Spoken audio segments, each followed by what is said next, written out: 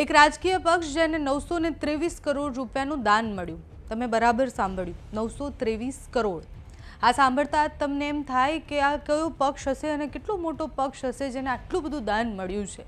એની રાજકીય કુંડલી વિશે વાત કરવી છે, પણ તમે ગૂગલ ખોલીને બેસજો, કારણ કે એ પક્ષનું નામ કહીશ અને જ્યારે એની કહાની કહીશ ત્યારે તમને એવું થશે કે ખરેખર આવો કોઈ પક્ષ પણ છે. નમસ્કાર, આપની સાથે હું છું પાયલ.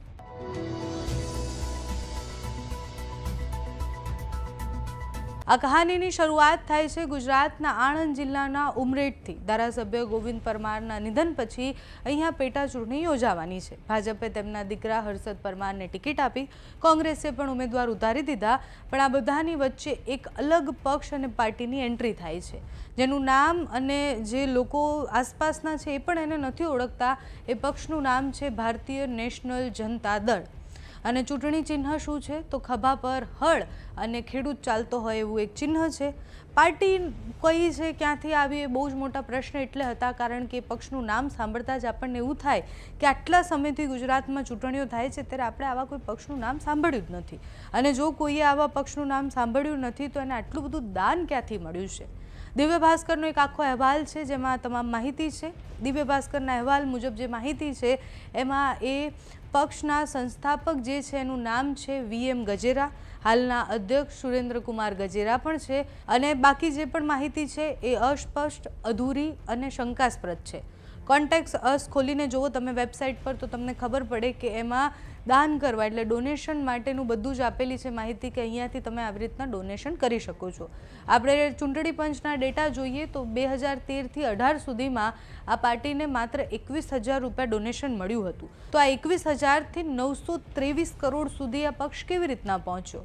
કોવિડ પછી આ પક્ષ પર આ કોણ છે એવું કે જેણે પૈસાના વરસાદ કરી દીધા?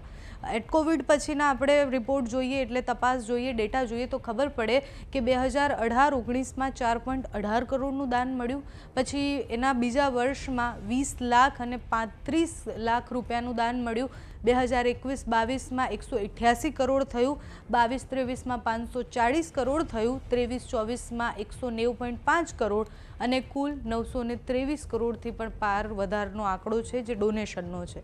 સૌથી મોટો પ્રશ્ન અહીંયા એ થાય છે કે આટલા પૈસા દાન કોણે કર્યા અને કેમ કર્યા? એ પણ એવા પક્ષને જેને કોઈ જાણતું પણ નથી, જેના વિશે લોકો જાણતા નથી. એવા પક્ષને દાન કરવા પાછળ, એવા પક્ષના ઉમેદવારને ઉમરેઠથી ઉતારવા પાછળ ઘણા બધા પ્રશ્ન છે. માત્ર ઉમરેઠથી એને હાજરી માટે ઉતારવામાં આવ્યો છે કે પછી એ રાજકીય રણનીતિનો ભાગ છે, એ પણ પ્રશ્ન છે.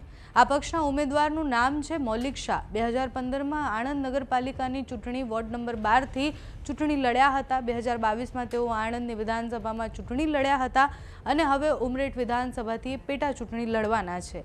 અગાઉ બંને ચૂંટણીઓ મૌલિક શાહ હાર્યા હતા. પેટા ચૂંટણીમાં પણ મત મેળવવા માટે અત્યારે કોઈ પ્રચાર નથી કરી રહ્યા, જરા પણ સક્રિય પણ નથી દેખાતા. એક્ટિવા લઈને ફરતા દેખાય છે. ઉમરેઠમાં તેમનું કોઈ જ કાર્યાલય પણ નથી અને છતાંય ઉમેદવાર છે. કહાનીમાં બહુ જ બધા પ્રશ્ન છે. કહાની અધૂરી છે કારણ કે સવાલો એટલા બધા છે કે જેના જવાબો મળવા બહુ જ મુશ્કેલ છે. આખો રિપોર્ટ જ્યારે આવશે પ્રોપર આ કયો પક્ષ છે ને એ પક્ષ આટલા બધા ડેટા અને આટલા બધો ભંડોળ ક્યાંથી લઈને આવે છે એના ઉપર એક રિપોર્ટ તૈયાર થાય તો આ બધા જ પ્રશ્નોના જવાબ આપણને મળી શકે. પક્ષનું અસ્તિત્વ શું છે એ પણ ત્યારે જ ખબર પડે. અત્યારે તો સૌથી મોટો સવાલ એ છે કે આટલું બધું દાન કોણે આપ્યું અને કેમ ઉમરેઠથી ઉમેદવાર ઊભા રહ્યા છે?